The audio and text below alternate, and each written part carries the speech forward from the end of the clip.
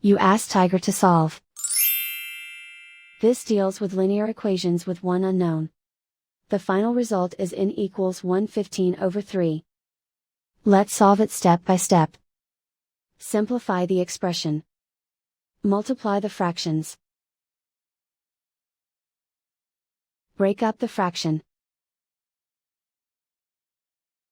Find the greatest common factor of the numerator and denominator.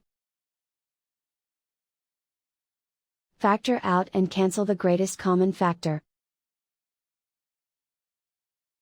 Convert the integer into a fraction. Combine the fractions. Combine the numerators. Group all constants on the right side of the equation. Add 2 to both sides. Simplify the arithmetic. Convert the integer into a fraction. Combine the fractions. Combine the numerators. Isolate the n. Multiply both sides by 5.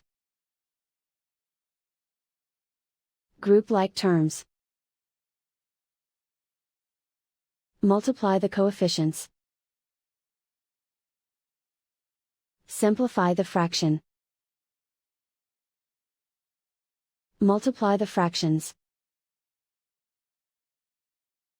Simplify the arithmetic.